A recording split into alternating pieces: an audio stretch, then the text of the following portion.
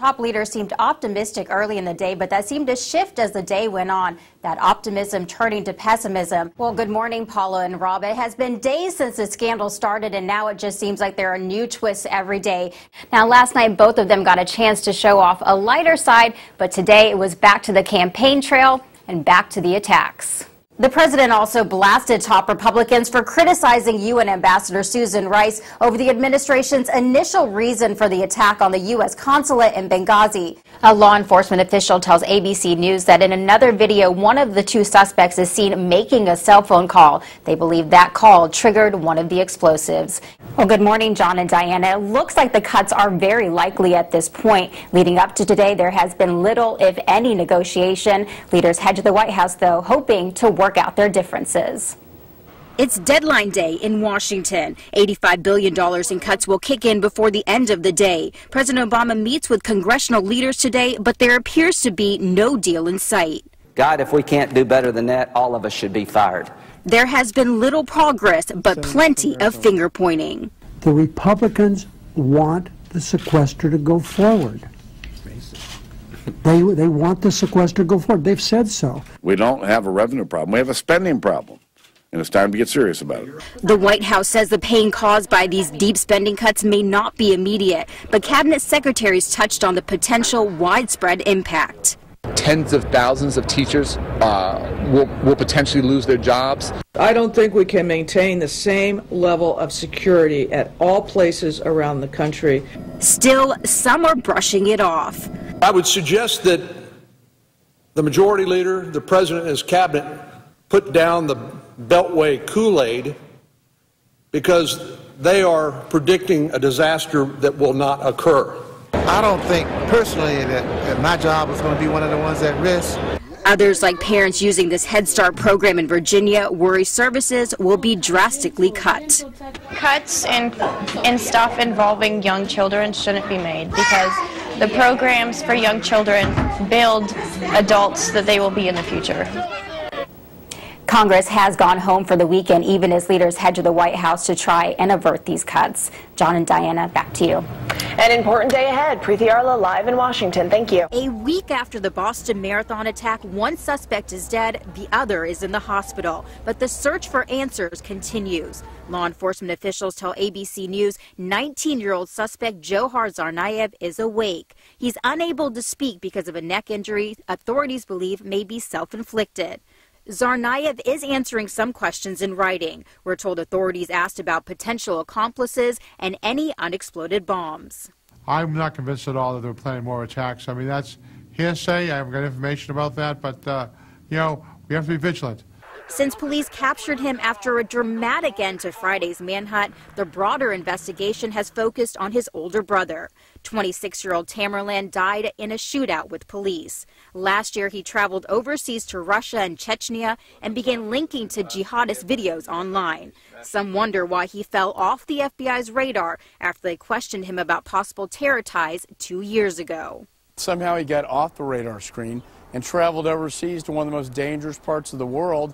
The bombings left 3 dead and dozens injured. Many are still in the hospital recovering. Yesterday, Boston remembered the victims and prayed for healing.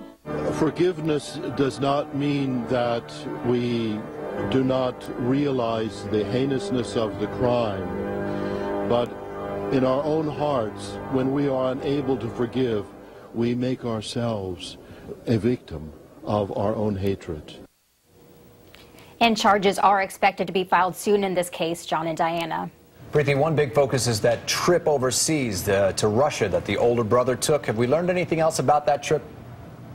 Well, we know investigators are definitely focusing in on that because they feel like that was a turning point in his life. They say he spent about 6 months over there. And during that time, his father told ABC News that he didn't spend any time with religious radicals, but that he did become more religious, praying 5 times a day. So really still no key answers on what kind of sparked that change. But again, investigators are definitely zoning in on it. John and Diana. All right, Preeti Arla in Washington for us this morning. Thank you.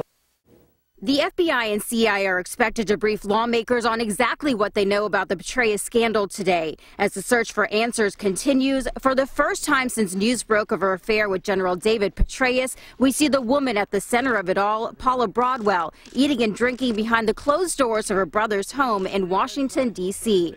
This as the scandal appears to widen, and the spotlight now shines on the top U.S. commander in Afghanistan, General John Allen. The president thinks very highly of General Allen and his service to his country, as well as the job he has done in Afghanistan. A show of support from the White House, even as hearings for General Allen's nomination as NATO's supreme commander are put on hold. Officials uncovered thousands of what they called potentially inappropriate emails between General Allen and Tampa socialite Jill Kelly. Kelly is the woman who sparked the investigation into Petraeus and Broadwell. General Allen says he did nothing wrong. I believe John Allen until somebody proves otherwise. I believe that he did nothing inappropriate. While those involved in this case have been quiet, in a 911 call, Jill Kelly tells Tampa dispatchers she needs diplomatic protection because she is honorary consul to South Korea, an unofficial position according to the State Department. Because I'm an honorary consul general, so I have inviolability, so they should not be able to cross my property. I don't know if you want to get diplomatic protection involved as well, but now because that's against the law to cross my property, since this is now it's inviolable. And lawmakers are demanding answers, and when FBI officials brief them later this morning, they are expected to lay out exactly how they handled this case and make it clear that there were no politics involved. Robin, Paula. Today, the political punches will make their return as President Obama and Mitt Romney get back in campaign mode in the battleground states of Virginia and Florida. But last night, both called a truce, swapping jabs for jokes at the annual Alfred E. Smith Dinner, a Catholic fundraiser. In less than 3 weeks, voters in states like Ohio, Virginia, and Florida will decide this incredibly important election, which begs the question, what are we doing here? It's nice to finally relax and to wear what Ann and I wear around the house.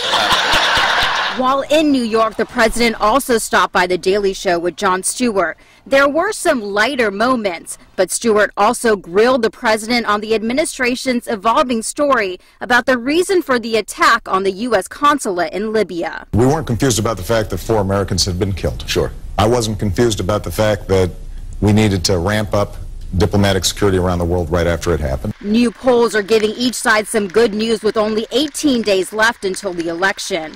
In a Wall Street Journal NBC Marist poll, President Obama has a strong lead in 2 battleground states. In Wisconsin, the president leads Romney by 6 points. In Iowa, it's an 8-point spread. That's a sharp contrast to a National Gallup daily tracking poll, which puts Romney ahead by 7 points. Both sides are keeping their schedules relatively light today so they can prepare for the third and final debate on Monday. Preeti Arla, ABC News, Washington. Well, Ravi and Karen, top leaders seemed optimistic early in the day, but that seemed to shift as the day went on, that optimism turning to pessimism. Now the House and Senate won't be back in session until tomorrow, and there is still no deal with time running out. The clock is ticking, negotiations are ongoing, but at this point, Democrats and Republicans remain at odds. Regardless of partisan differences, our top priority has to be to make sure that taxes on middle-class families do not go up that would hurt our economy badly. We can get that done.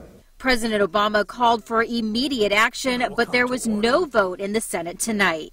We're going to come in at 11 a.m. tomorrow morning, and we'll have further announcements perhaps at 11 o'clock in the morning. I certainly hope so. Minority Leader Mitch McConnell, frustrated with the lack of progress, called Vice President Biden in for help. Biden is now said to be playing a direct role. There's no single issue that remains an impossible sticking point.